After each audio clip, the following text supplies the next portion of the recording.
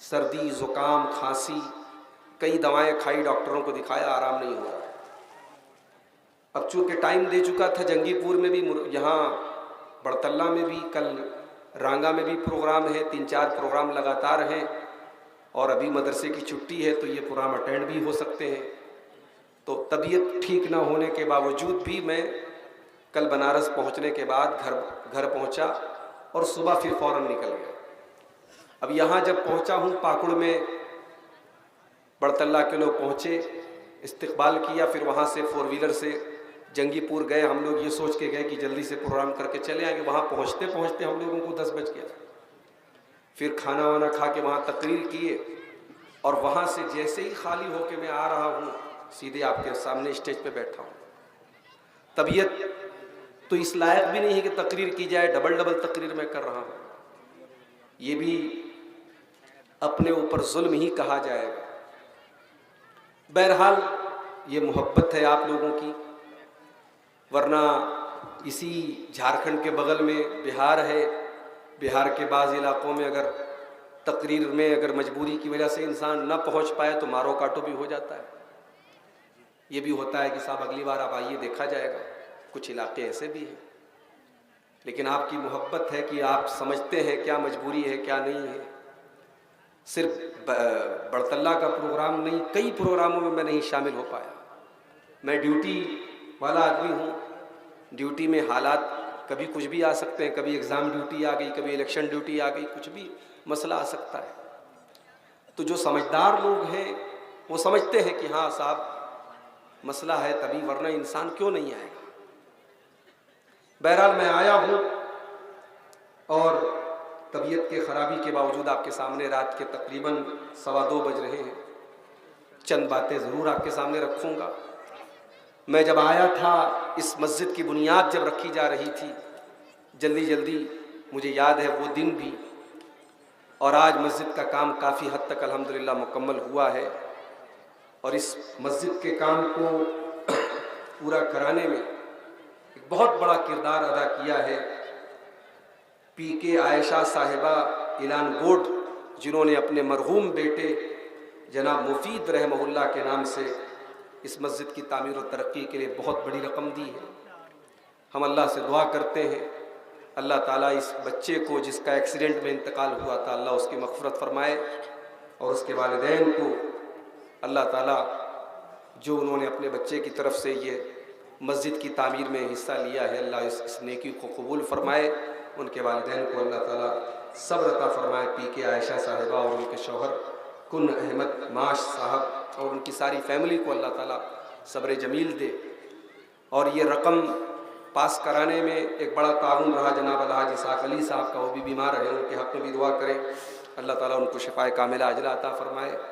और हाफिज़ उबैदुल्लाह साहब जो इस मामले में बीच में पड़े और इस काम को आसान किया, अल्लाह उनको भी जज़ाए खैर दे। जो लोग भी, गांव के लोगों ने भी बहुत ताउन किया और बड़े दिल जमी से लगे रहे, और आज अल्लाह ताला ने इस हाल तक पहुँचाया है कि मस्जिद का काम अल्हम्दुलिल्लाह अपने अख्तिताम को पहुँचने वाला है।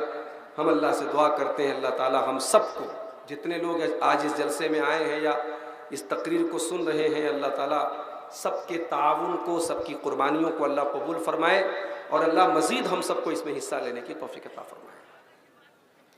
मेरे भाइयों, हम और आप अभी ईद उल फित्र का त्यौहार मना करके फारिग हुए हैं। हम जानते हैं कि हमारा ये त्यौहार बहुत ही साफ सुथरा त्यौहार है। दुनिया के और मज़ाहिब की तरह और कौमों की तरह हमारे त्यौहार में कोई गंदगी नहीं है, कोई नाच गाना नहीं है, कोई शराब नहीं है, कोई अय्याशी नहीं है। जायज़ तरीके से हम खेल कूद सकते हैं, सैर व तफरीह कर सकते हैं, उसकी इजाज़त है। मगर खुशी के नाम पर, त्यौहार के नाम पर हमारी शरीयत ने हमें लिमिट के बाहर जाने, हद के बाहर जाने की इजाज़त नहीं। ये हमारे दीन की खास बात है। हमारे दीन में खुशी में भी और गम में भी हमें लिमिट में रहना है, लिमिट को क्रॉस नहीं करना है। लेकिन अफसोस इस बात का है कि वो मुसलमान जो एक महीना खूब इबादत करता है, खूब तरावी पढ़ता है, रोजा रखता है, तिलावत करता है, इतिकाफ करता है, ताक रातों में जागता है, अल्लाह को याद करता है, रोता है, गिड़गिड़ाता है, वही मुसलमान ईद का चांद देखने के बाद पहला काम क्या करता है?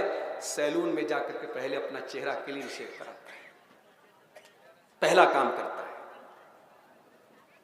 ईद के दिन वही मुसलमान जो कल मस्जिदें भरी थी जिन मुसलमानों से, सलमान खान की नई फिल्म के लिए सिनेमा हॉलों में वो लाइन लग के फिल्में देखते हैं।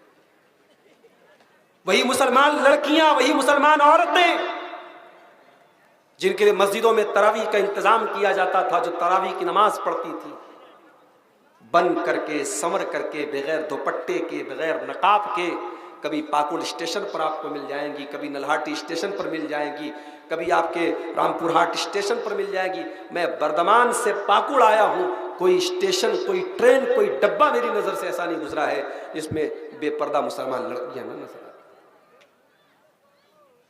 मुसलमान नौजवान बेचारा वो तो एकदम इस वक्त जो है त्योहार के नशे में है।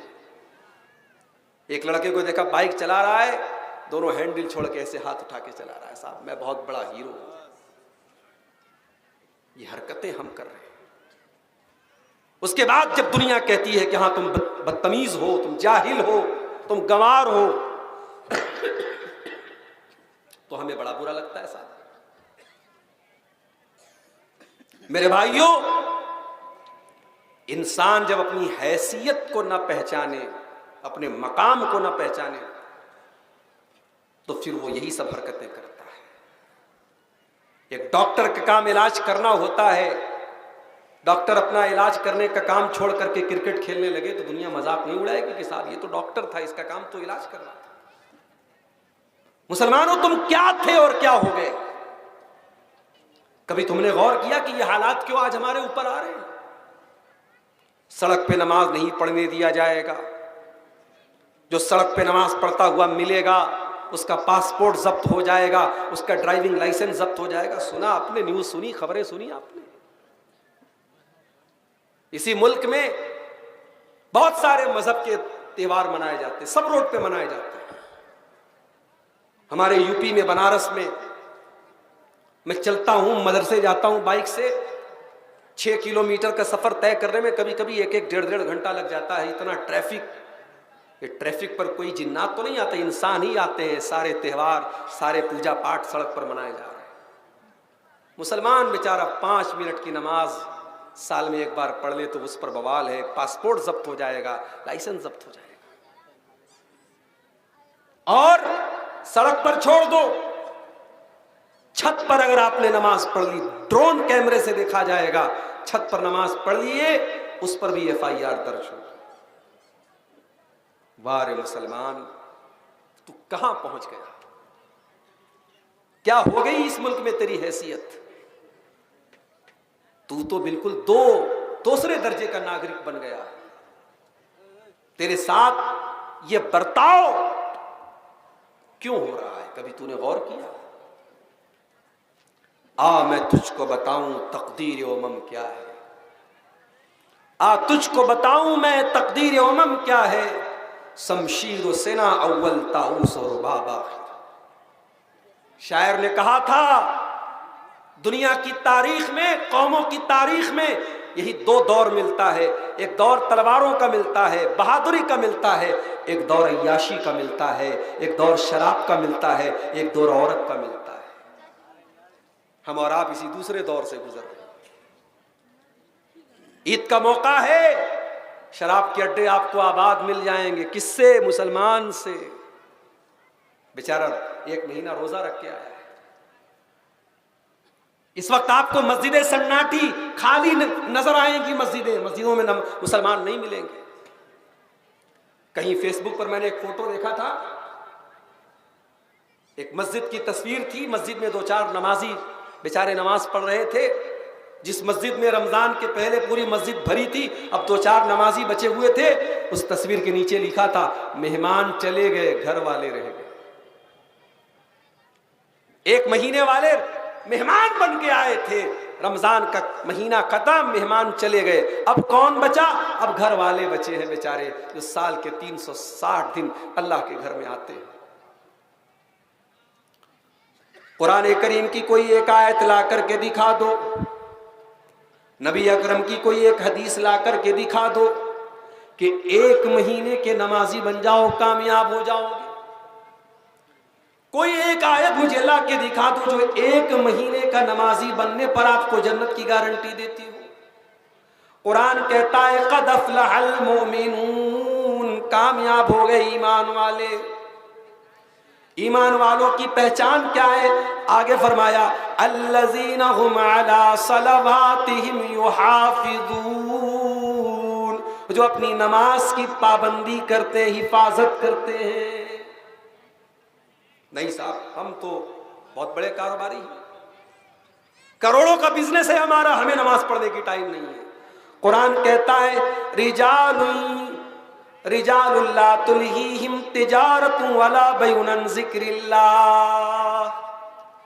मेरे नेक बंदे वो होते हैं, मेरे मुत्तकी बंदे वो होते हैं, मेरे परहेजगार बंदे वो होते हैं, उनका कारोबार, उनका लेन देन कभी उनको नमाज से गाफिल नहीं करता है। वो कारोबार भी करते हैं, बिजनेस भी करते हैं और टाइम आने पर नमाज पढ़ते हैं।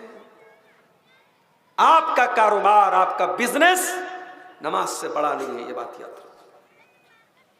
इसी पाकुड़ के बहुत सारे लोग दूसरे शहरों में जाके काम करते हैं, कोई पूना में है, कोई गुवाहाटी में है, कोई कलकत्ता में है। 12 घंटे की ड्यूटी, 8 घंटे की ड्यूटी, 8 घंटा ड्यूटी हो चाहे 12 घंटा ड्यूटी हो, नमाज आपको पढ़ना है। नमाज अगर नहीं पढ़ते तो ऐसी जॉब छोड़ दीजिए मेरे प्यारे साथी। जो जॉब, जो नौकरी आपको नमाज से दूर कर दे, अल्लाह के जिक्र से दूर कर दे, कुरान कहता है कि नहीं, मेरे नेक बंदे अपने कारोबार और अपनी तिजारत की वजह से नमाज नहीं छोड़ते। हम कैसे मुसलमान हैं मेरे प्यारे साथी, एक महीने के मुसलमान। इसीलिए अल्लाह कुरान में कहता है वला तकूनु कल्लती नक़ज़त गज़लहा मिन बादि क़ुव्वतिन अनकाता। नेकी करके नेकी को बर्बाद मत करना, उस औरत की तरह ना हो जाना जो अरब में रहती थी, बुढ़िया औरत थी, धागा तैयार करती थी, सूत तैयार करती थी, और जब बड़ी मेहनत से सूत तैयार हो जाता था उसको काट देती थी, टुकड़े टुकड़े कर देती थी। उसका काम यही था, पहले मेहनत से सूत तैयार करती थी, धागा तैयार करती थी, और जब ढेर सारा धागा तैयार हो जाता था सारा धागा काट के टुकड़े टुकड़े बर्बाद कर देती थी। कुरान कहता खबरदार, उस औरत की तरह ना हो जाना। ऐ रमजान भर तहज्जुद पढ़ने वालों, तरावीह पढ़ने वालों, 13-13, 14-14 घंटे भूखों प्यास की तकलीफ बर्दाश्त करने वालों, फिल्में देखकर, शराब पीकर, हराम काम करके, हराम तस्वीरें देख करके अपनी नेकियों पर पानी न डालो मेरे प्यारे साथी। इस ईद के नाम पे, इस त्योहार के नाम पे जितने मादर पिदर आजाद न हो जाओ कि अल्लाह को भूल जाओ। आज हमारा रब हमसे बहुत नाराज है मेरे साथी। हमने और आपने तो ईदगाह में नए कपड़ों में ईद की नमाज पढ़ी। मेरे पास फलस्तीन का वो वीडियो भी आया है, पीछे घर टूटा पड़ा है, पीछे मकानात गिरे पड़े हैं, और वहीं पर अल्लाह के वो बंदे अल्लाहु अकबर ला इलाहा इल्लल्लाह वल्लाहु अकबर वलिल्लाहिल हम्द की तकबीर बुलंद कर रहे हैं और ईद की नमाज पढ़ रहे हैं। जिनके छोटे छोटे बच्चों के बम धमाकों में चित्रे हो गए, इसराइल के ड्रोन हमले हो रहे हैं, उनके छोटे छोटे बच्चे मर रहे हैं, उन्होंने कैसी ईद मनाई है, कभी आपने ये सोचा मेरे साथी? आप तो अपने बच्चों के साथ खुश हैं, मस्त बने हैं साहब। कभी उन मजलूम मुसलमानों के बारे में सोचो, उन्होंने कैसी ईद मनाई होगी मेरे साथी। मगर याद रखो, हमारी ईद का त्योहार भी बड़ा निराला त्योहार है। दुनिया को यह मैसेज देता है, दुनिया वालों हमारी नमाजों पर पाबंदी लगा दो, हमारे घरों पे बुलडोजर चला दो, हमारे बच्चों को मार दो, मगर हां, फूकों से ये चिराग बुझाया न जाएगा। ये रब की तौहीद की आवाज, ये अल्लाहु अकबर की आवाज तुमसे मिट नहीं सकेगी। जब तक एक भी मुसलमान रूए जमीन पर कायम है, बाकी है, अल्लाह का नाम लिया जाता रहेगा। अभी मैंने ईद की नमाज पढ़ाई चित्रादुर्गा में, कर्नाटक के करीब, बेंगलोर के करीब में।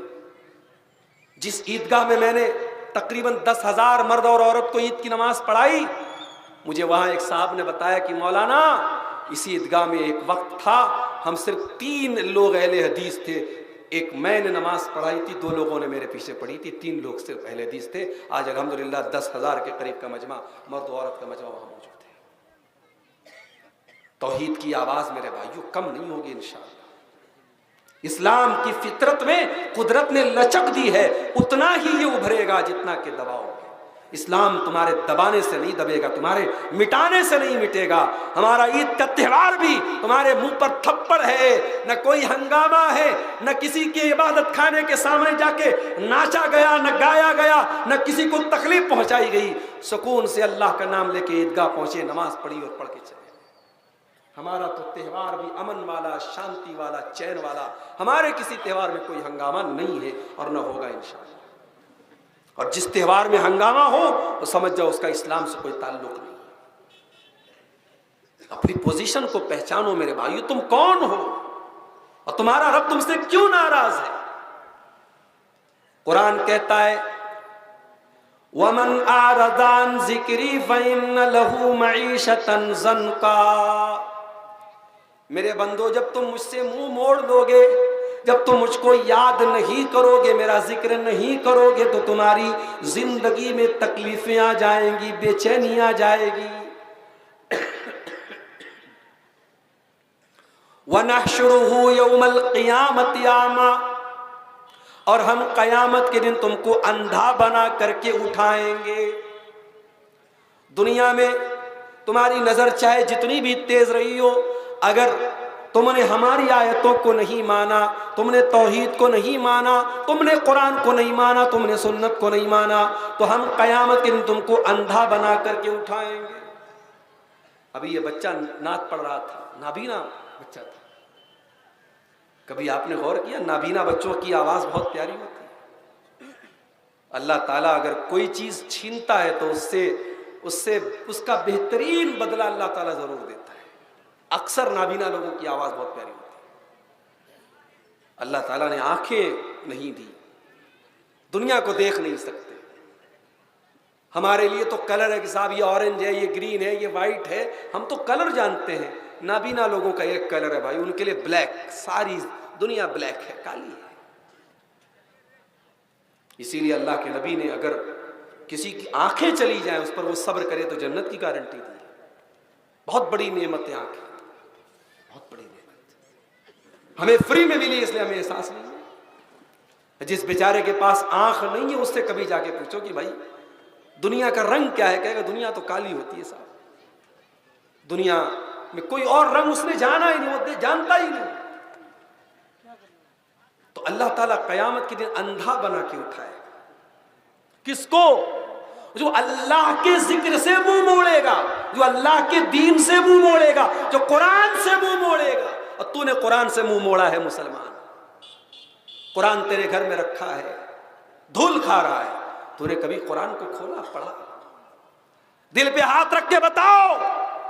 फेसबुक पर हर मिनट में अपना लाइक तलाश करने वालों, व्हाट्सएप के स्टेटस को कितने लोगों ने देखा हर मिनट चेक करने वालों, इंस्टाग्राम पर अपनी पोस्ट पर कितने कमेंट आए, कितने लाइक आए देखने वालों, कभी तुमने सोचा अल्लाह का मैसेज तुम्हारे पास कुरान की शक्ल में रखा है। The last and final message of the Allah का आखिरी मैसेज है कुरान। शाहरु रमज़ान अल्लज़ी उन्ज़िला फ़ीहिल कुरान हुदल लिन्नासि व बय्यिनातिम मिनल हुदा वल फुरक़ान। कुरान रमज़ान के महीने में उतरा है, सारी इंसानियत के लिए, सारी मानवता के लिए हिदायत का रास्ता है, हक और बातिल को खोल खोल के बयान करने वाली किताब है। लेकिन हमने क्या बना दिया? तबर्रुक की किताब बना दिया। कुरान किसकी किताब? बरकत की किताब है, पढ़ के चूम लो, रख दो, बस। कुरान पढ़ने की किताब है मेरे भाई, कुरान समझने की किताब है, कुरान गौर करने की किताब है। मोबाइल लॉक हो जाता है ना, जब तक पासवर्ड ना डालो मोबाइल नहीं खुलता। पैटर्न पैटर्न लॉक है तो पैटर्न जब तक सही नहीं बनाओगे नहीं खुलेगा। दिल भी हमारे लॉक हो चुके हैं।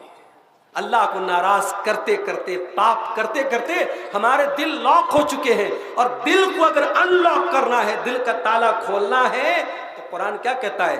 अफला यतदब्बरून अल-कुरआन अम अला कुलूबिन अक़फ़ालुहा।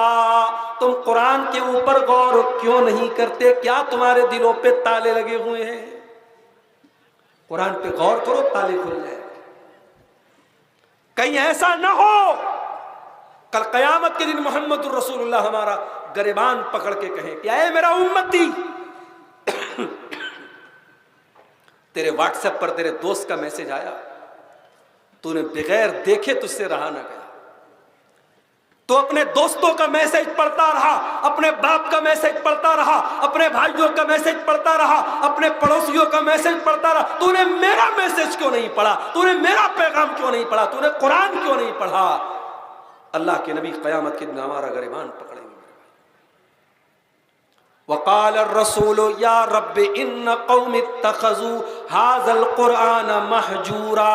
क़यामत के दिन अल्लाह के रसूल कहेंगे, अय अल्लाह, मेरी कौम ने कुरान को छोड़ दिया था, कुरान को पसे पुष्ट डाल दिया था। अल्लाह हमसे नाराज है मेरे भाई, इसलिए नाराज है कि मस्जिदों से ज्यादा मज़ारों पर भीड़ है।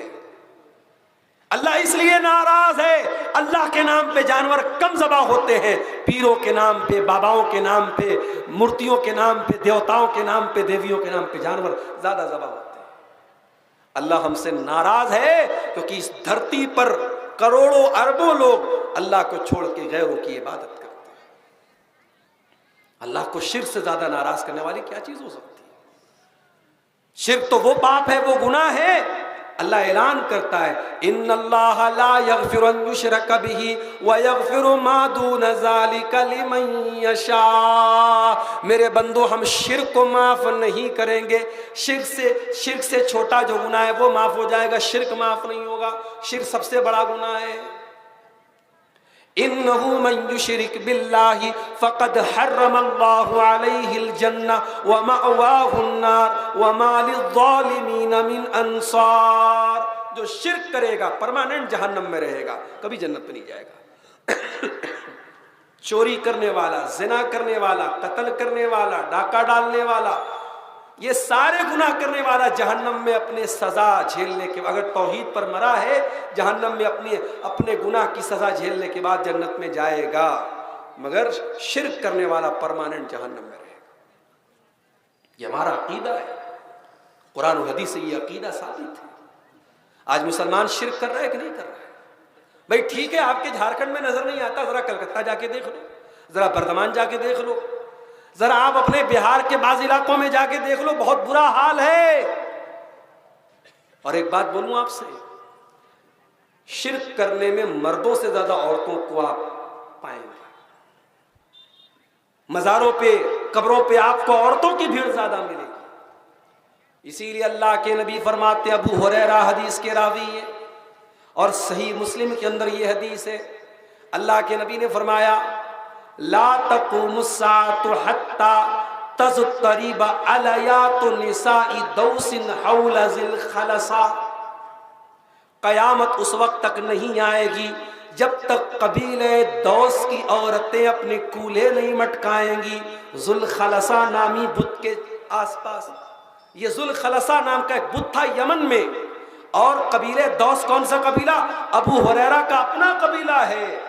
यानी हदीस में हजरत अबू हुरैरा के कबीले की बुराई हो रही है कि उनके कबीले में एक ऐसा दौर आएगा, उनके कबीले की औरतें बुत का तवाफ करेंगी, बुत का चक्कर लगाएंगी। मगर अबू हुरैरा की ईमानदारी देखो, हदीस को मिनवान बयान कर रहे हैं कि मैंने अल्लाह के नबी को ऐसा फरमाते हुए सुना है कि क़यामत के पहले वो दौर आएगा कि मुसलमान औरतें बुत का तवाफ करेंगी, पत्थर के बुत के आगे चक्कर लगाएंगी।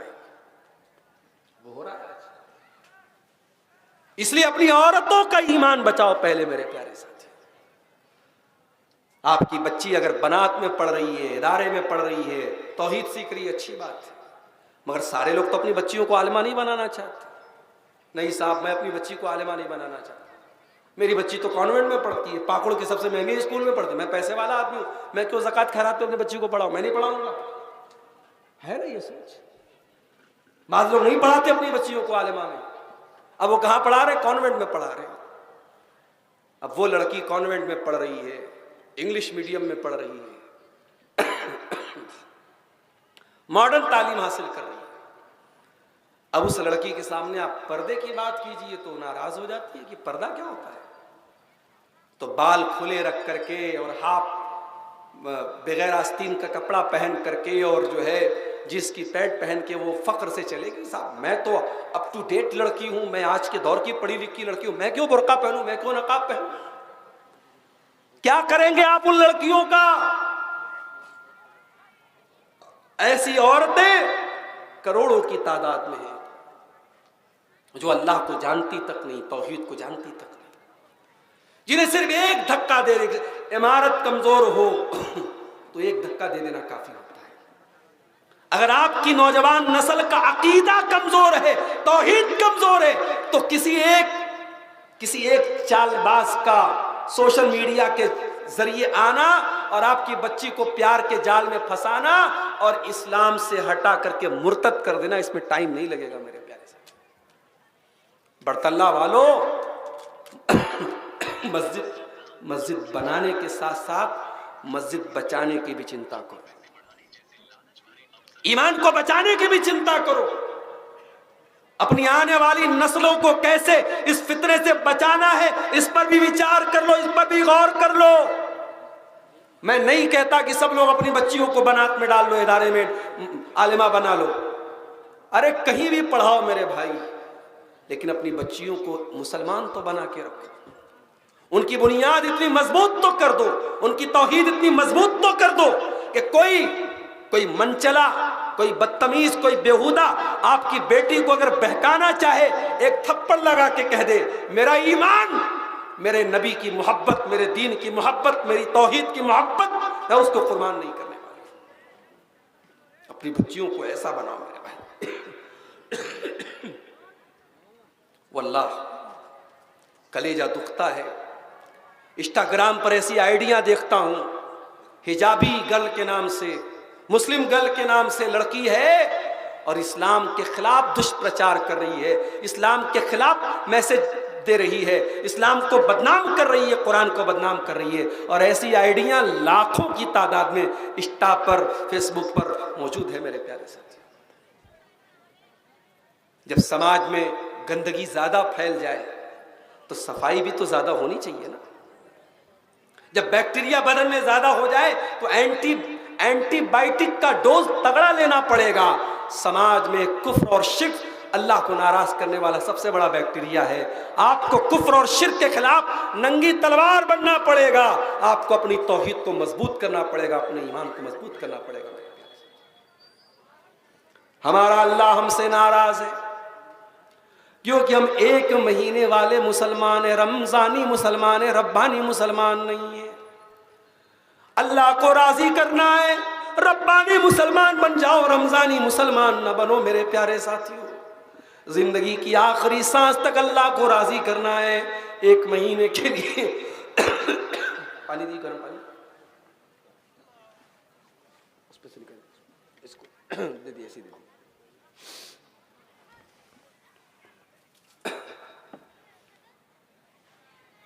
पूरा एकदम कफ जमा हुआ है सीने में।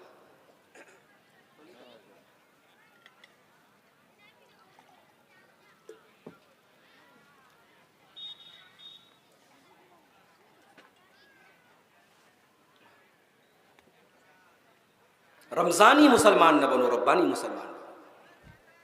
आखिरी सांस तक हमें अल्लाह की इबादत करना है। वाबुद रब्बका हत्ता यातियकल यकीन, ऐ मेरे नबी अपने रब की इबादत करो यहां तक के मौत आ जाए। आखिरी सांस तक। नमाज की वैलिडिटी रमजान नहीं है, नमाज की वैलिडिटी आखिरी सांस है। कुरान की वैलिडिटी रमजान नहीं, कुरान लाइफ टाइम पढ़ना है आपको, अल्लाह का जिक्र लाइफ टाइम करना है, कुरान लाइफ टाइम, नमाज लाइफ टाइम पढ़ना है आपको मेरे साथ। रमजान ही नहीं, रब्बानी मुसलमान। हमारा अल्लाह हमसे नाराज है, क्यों? फिरकों में बढ़ गए हम, ये बरेलवी है, वो देवबंदी है, वो फला है, वो फला है, बटे हुए हम। मैं कहता हूं एक प्लेटफॉर्म पर आ जाओ और अल्लाह की तौहीद पर आ जाओ, मुस्तफ़ा की सुन्नत पे आ जाओ। यही सारी उम्मत को छोड़ने का यही तरीका है मेरे प्यारे साथ। कुरान कहता है वातसिमू बिहब्लिल्लाहि जमीया वला तफर्रकू, अल्लाह की रस्सी को मिल करके थाम लो और आपस में फिरकों में न बटो। वज़कुरू नेमत अल्लाहि अलैकुम इज़ कुंतुम आदा, और याद करो अल्लाह की नेमत को जब तुम एक दूसरे के दुश्मन थे। फ़अल्लफ़ बैन क़ुलूबिकुम फ़अस्बहतुम बिनिअमतिही इख़वाना, तुम अल्लाह की नेमत से भाई भाई बन गए।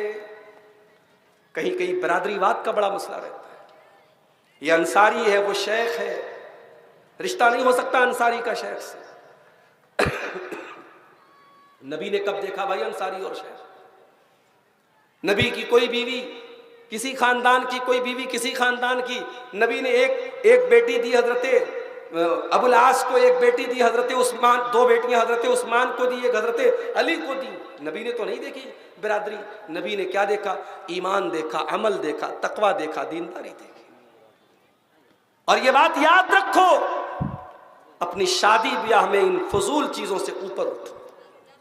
मेरे पास कई ऐसे केस आते हैं, लड़की का मैसेज आया मेरे पास, मौलाना साहब मेरी बिरादरी में कोई अहले हदीस है ही नहीं है। कुरैशी बिरादरी एक बिरादरी होती है जो गोश्त का काम करते हैं। अब कुरैशी बिरादरी में अहले हदीस बहुत कम है, ना के बराबर है। बेंगलोर में हालांकि काफी लोग हैं अहले हदीस, लेकिन और जगहों पर आपको कुरैशी जो मिलेंगे बड़े पक्के बिदती मिलेंगे। और वो बेचारी लखनऊ की एक बहन थी हमारी, इस्लामी बहन, दीनी बहन, उसने हमें मैसेज किया कि मैं कुरैशी बिरादरी से हूँ और मैं अहले हदीस हूँ, और मैं चाहती हूँ कि मेरा रिश्ता दीनदार अहले हदीस घराने में हो, लेकिन कोई है ही नहीं मेरी बिरादरी में, और मेरे माँ बाप जो है मुझे कब्र परस्त के घर भेजना चाहते, मैं क्या करूँ?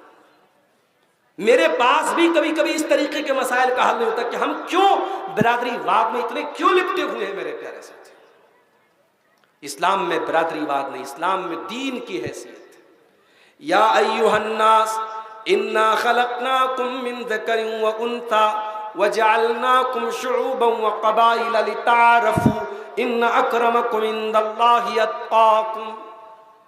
ऐ लोगों, एक माता पिता से हमने तुमको पैदा किया,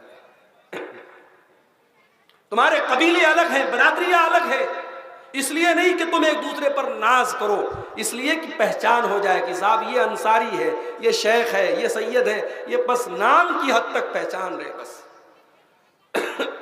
अल्लाह के यहाँ आपकी बिरादरी की से कोई इज्जत आपकी होने वाली नहीं।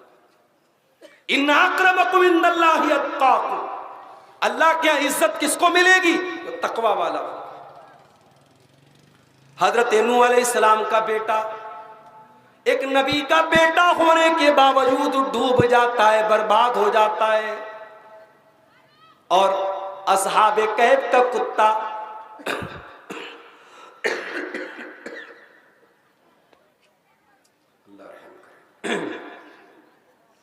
असहाबे कहफ का कुत्ता एक गलीज जानवर होने के बावजूद जो बर्तन में मुंह लगाते 7 बार धुलना पड़ता है, लेकिन कुरान में जब अल्लाह असहाबे कहफ का जिक्र करता है, वयक़ूलून सबअतुन व तामिनुहुम कल्बुहुम, वो कहते हैं कि वो असहाबे कहफ 7 थे और 8वां उनका कुत्ता था।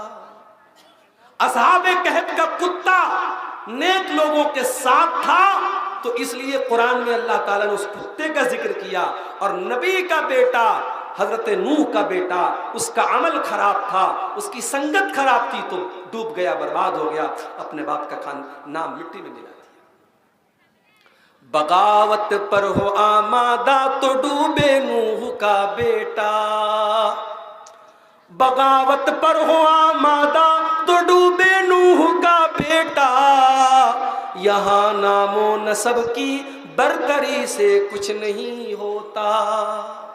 शादी ब्याह में दीनदारी को देखो मेरे साथी, खास तौर से अगर आपकी बच्ची के लिए दीनदार रिश्ता मिल जाए, कमाई थोड़ी कम भी हो चला लेना, घर थोड़ा छोटा हो चला लेना, दुनिया में कॉम्प्रोमाइज कर लेना, दीन में कॉम्प्रोमाइज न करना।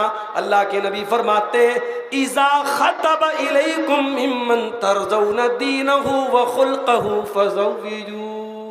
जब तुम्हारी लड़कियों के लिए ऐसा रिश्ता आ जाए, लड़का अच्छे अखलाक वाला, लड़का दीनदार है, अपनी लड़की की शादी कर दो। मैंने रोते हुए देखा है जिन्होंने लड़कों का घर देखा, लड़कों की नौकरी देखी, लड़कों का की दुनिया देखी, लड़कों का दीन नहीं देखा और अपनी बहन की शादी कर दी, बेटी की शादी कर दी। मैंने रोते हुए देखा है उन भाइयों को, उस बाप को कि काश मैंने दीन देखा होता। दीन देखो मेरे साथ, फज़फर बिज़ाति दीन, दीनदार औरत को घर में लेके आ जाओ, कामयाब हो जाओ। इसीलिए अल्लाह के प्यारे नबी फरमाते तुनकाहुल मरअतु लिअरबइन लिमालिहा व लिहसबिहा व लिजमालिहा व लिदीनिहा। आपने फरमाया जब औरत की शादी होती है तो उसका माल देखा जाता है, खूबसूरती देखी जाती है, खानदान देखा जाता है, दीनदारी देखी जाती है। फज़फर बिज़ाति दीन, आपने फरमाया दीनदार औरत को ले आओ, कामयाब हो जाओ। तो दीन की कमी आज हमारे घरों में है मेरे साथियों। अल्लाह हमसे इसीलिए नाराज है। ये आज ईद के मौके पर हमारी मुसलमान लड़कियां जो बेनकाब नजर आ रही हैं, मुझे इसकी बहुत ज्यादा टेंशन नहीं है। टेंशन मुझे इस बात की है कि ये लड़की जो बेनकाब चल रही है, अपने जिस्म की नुमाइश कर रही है, बेहयाई फैला रही है, इस लड़की का भाई कहां मर गया, इस लड़की का बाप कहां मर गया, इस लड़की का शौहर कहां मर गया। इसका मतलब यह हुआ कि वो भी बेगैरत था। लड़की अगर बेपर्दा है तो सीधी सी बात है उसके घर वाले बेगैरत थे। और कयामत के दिन अल्लाह ताला 3 लोगों की तरफ नहीं देखेगा। नोट कर लो इस हदीस को, बरतल्ला वालों नोट कर लो इस हदीस को। 3 लोगों की तरफ अल्लाह ताला नहीं देखेगा कयामत। अल्लाह ताला ना तो देखेगा, ना बात करेगा, ना पाक और साफ करेगा। 3 लोग अल्लाह ताला क्या धुतकार दिए जाएंगे, भगा दिए जाएंगे। कौन 3 लोग? अल-आक़ुल वालिदैहि, अपने माँ बाप को सताने वाला। जिस माँ ने 9 महीने पेट में तुझको रखा, जिस माँ ने 2 साल तक खूने जिगर तुझको पिलाया, जिस माँ ने खुद गीले बिस्तर पे सो के तुझे सूखे बिस्तर पे सुलाया, उस माँ की आंखों में आंसू लाने वाले, तू याद रख कयामत के दिन तेरा हिसाब होगा। ऐ माँ को तकलीफ देने वाले, ऐ माँ को दुख देने वाले, तुझे माँ के आंसुओं का जवाब देना पड़ेगा। इनसे माँ और बाप से बड़ी हस्ती नहीं मिल सकती मेरे साथियों हमें दुनिया में। दुनिया में हर इंसान दूसरे को अपने से ऊंचा नहीं देखना चाहता, लेकिन बाप होता है जो हमेशा अपनी औलाद को अपने से ऊंचा देखना चाहता है। दुनिया में हर मोहब्बत में धोखा हो सकता है, मां की अपनी औलाद से मोहब्बत में धोखा नहीं हो सकता। ये बड़ी सच्ची मोहब्बत है। मां जो है उसको सताने वाला, बाप को सताने वाला, कयामत के दिन अल्लाह की रहमत से। वल मरअतुल मुतरज्जिला, और मर्दों की नकल करने वाली औरत, जिसका कपड़ा मर्दों के जैसा, जिसकी चाल मर्दों के जैसी, जिसकी ढाल मर्दों के जैसी। अभी एक साहब मुझसे व्हाट्सएप पर पूछने लगे कि आदमी के लिए सोने की चैन पहनना कैसा है। मैंने कहा सोना तो वैसे भी हराम है मर्द के लिए, और चैन क्यों पहनोगे भाई, तुम औरत थोड़ी हो। एक लड़का बोलने लगा वो ब्रेसलेट आता है चांदी का ब्रेसलेट, वो क्या मर्द लड़के पहन सकते हैं क्या? मैंने कहा ब्रेसलेट क्यों पहनोगे? बोला अच्छा लगता है मौलाना, घड़ी की तरह वो भी पहनते। मैंने कहा घड़ी पहनो, ब्रेसलेट क्यों पहनोगे? आज ब्रेसलेट पहनो, कल कहोगे मौलाना चूड़ी पहनना चाहता हूं, कंगन पहनना चाहता हूं। जो चीजें औरतों की जीनत की चीजें वो मर्दों के लिए जायज नहीं है, याद रखिए। इसीलिए उलमा ने मर्दों को मेहंदी भी हाथ पैर में लगाने से मना किया। हमारे यहाँ बात लोग शादी पर लड़कों को भी मेहंदी लगाते, नहीं लगाना चाहिए, औरतों की जीनत है भाई। बाज लड़के क्या करते हैं, कान में छेद करा के कान में बाली वाली भी पहनते हैं। भाई जब कान में बाली पहन ले तो होठ पे लाली भी लगा ले, तो क्लियर हो जाए तो कौन से जेंडर से तेरा ताल्लुक है, तेरी जिन्स क्या है, तू आ रहा है कि आ रही, कैसे पता चलेगा? अजीब, बाज लड़के क्या होते हैं बिल्कुल क्लीन शेव, बाल भी बड़े बड़े, झोटा भी बड़ा बड़ा लटक रहा है, कान में बाली भी है, तो जब वो जाते हैं तो समझ में नहीं आता कि ये मोहतरमा है कि मोहतरम है। अल्लाह रहम करे, आजकल के फैशन का तो ऐसा हो गया। तो अल्लाह के नबी ने फरमाया कि ऐसी औरत कयामत के दिन अल्लाह देखेगा नहीं जो मर्दों की नकल करती है। और नंबर 3, अद्दय्यूस, बेगैरत मर्द, जो दय्यूस हो, जिसके घर में बेहयाई होती हो और उसको कोई फर्क ना पड़ता हो। मुझे हैरत इसी बात पर है मेरे प्यारे साथियों कि आज मुसलमान लड़की अगर ईद के त्यौहार पे बेगैरती कर रही है, बेपर्दा घूम रही है, इसका मतलब कि उसके घर का जो गार्जियन है वो बेगैरत हो चुका है। बेपर्दा नजर आई कल जो चंद बीबियां, अकबर जमी में गैरत कौमी से गड़ गया।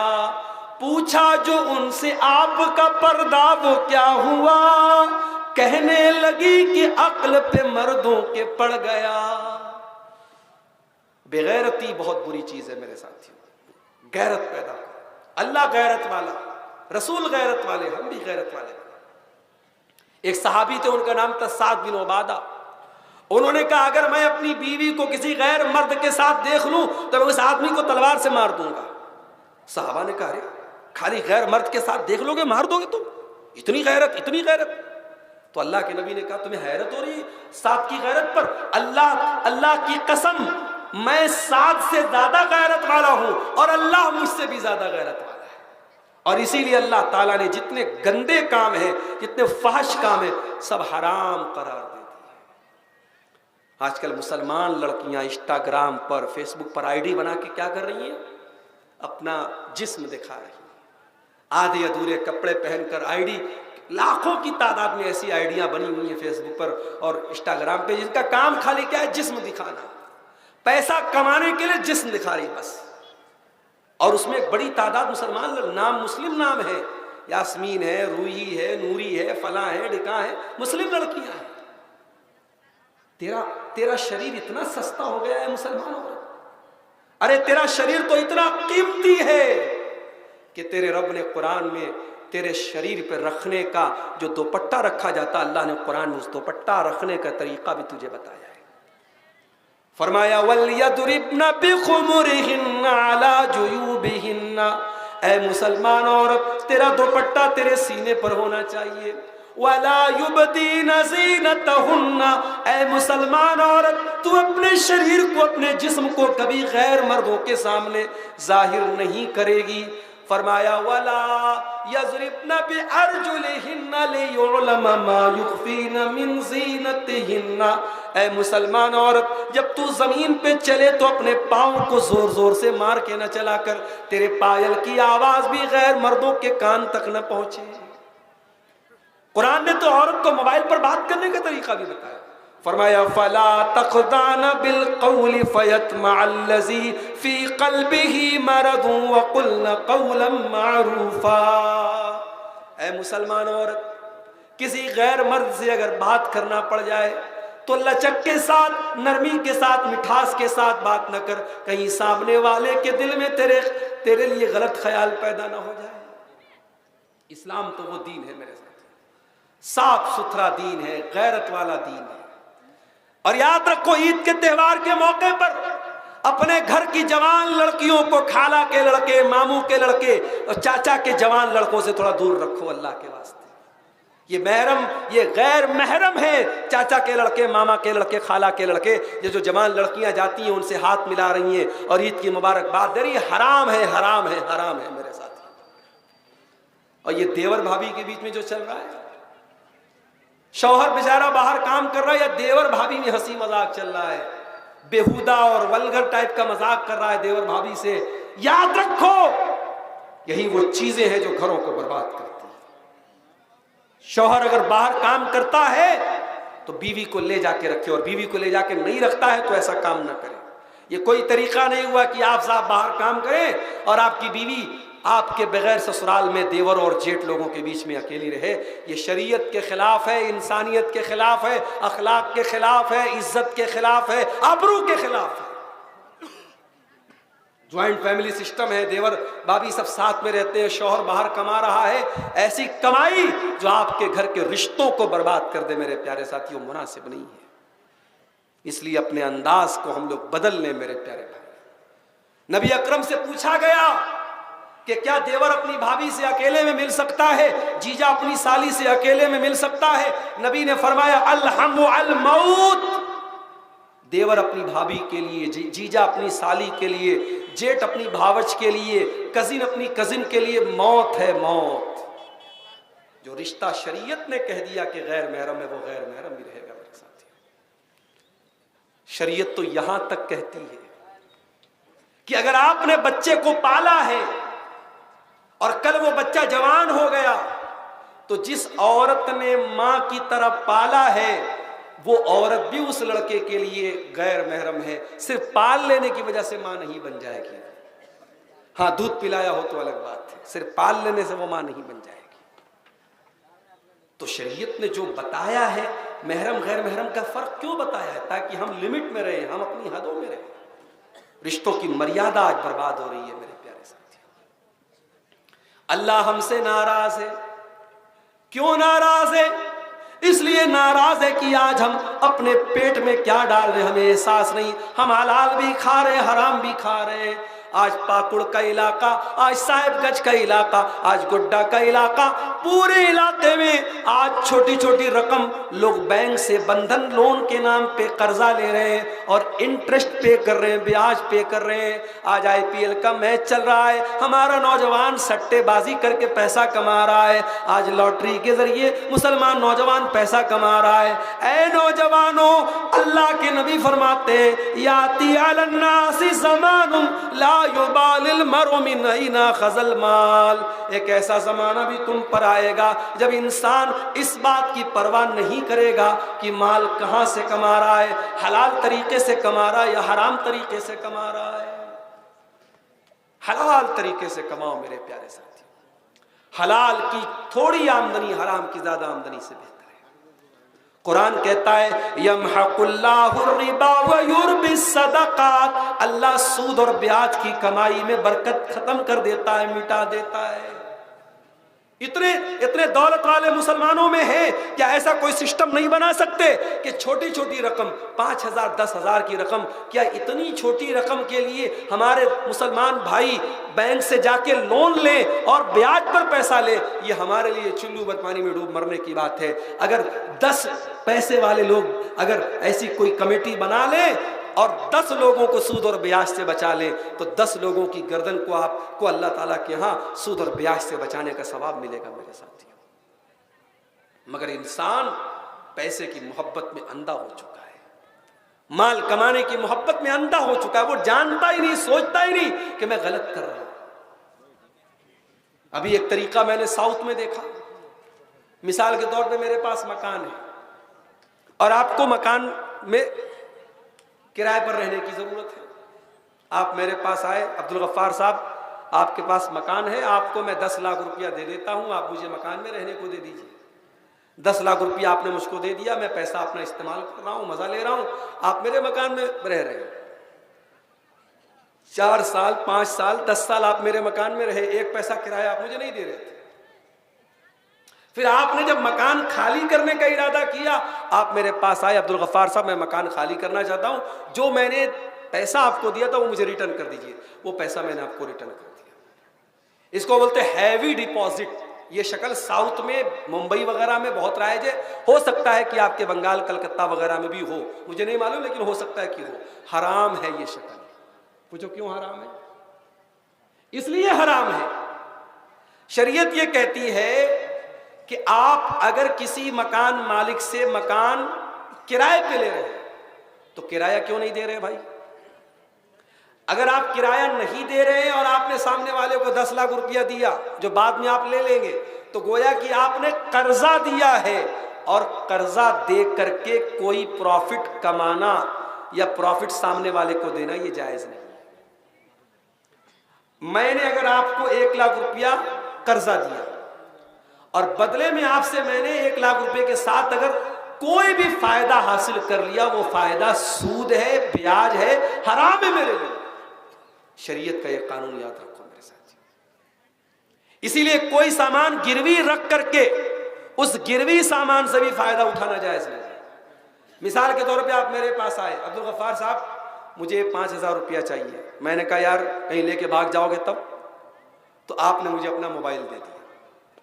अब ये मोबाइल आपने मुझे बतौर गारंटी के दिया, बतौर जमानत के दिया कि अगर आप पैसा लेके भाग गए तब मैं इस मोबाइल को बेच करके अपना पैसा वसूल लूंगा। लेकिन मेरे लिए ये जायज नहीं है कि आपको 5,000 रुपया देने के बाद मैं आपका मोबाइल इस्तेमाल करूं, क्योंकि वो मोबाइल मैंने गिरवी लिया है आपसे, बतौर गारंटी लिया है, बतौर सिक्योरिटी लिया है। उस मोबाइल को इस्तेमाल अगर करूंगा तो ये सूद हो जाएगा। ये है हमारी शरीयत का कानून, इसको समझने की जरूरत है मेरे साथ। आज उम्मत सूद और ब्याज में पड़ी हुई है।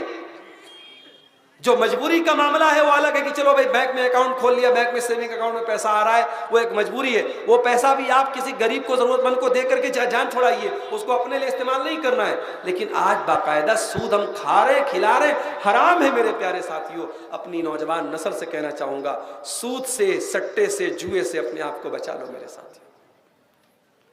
और एक आखिरी बात, उसके बाद थोड़ा सा 5 मिनट का टाइम मैं आपका और लूंगा। मस्जिद का चंदा आपने दिया है, कितना दिया है, कितना जलसे वालों ने आपसे लिया है मैं नहीं जानता, लेकिन आखिर में जाते जाते आपको मेरे हाथ पर भी इस अल्लाह के घर के लिए, क्योंकि अभी काफ़ी रकम की दरकार है, आपको दे करके जाना है। ये काम आप करके इंशाअल्लाह जाएंगे। एक आखिरी बात अपने नौजवानों से कहना चाहता हूँ, शराब बहुत बर्बाद कर रही है हमारी नस्ल। वो औरतें जो बेचारी अपने शराबी शौहर के चलते गैर मर्दों के पास जाके बीड़ी बना बना के उनसे जाके पैसा लेके घर चला रही हैं, शर्म की बात है, चुल्लू पर पानी में डूब मरने की बात है। औरत का काम कमाना नहीं है मेरे भाई। औरत मजबूरी में कमा सकती है, लेकिन कमाना उसका काम नहीं है। लेकिन जिस घर में शराबी शौहर हो वहां तो बेचारी औरत को कमाना ही पड़ता है। जिस घर में बाप शराबी हो, बच्चों की जिंदगी बर्बाद, घर की का सुकून बर्बाद। अल्लाह के वास्ते, अल्लाह के वास्ते इस शराब को छोड़ दो मेरे साथियों। इस शराब की लानत को अपने घरों से निकाल दो।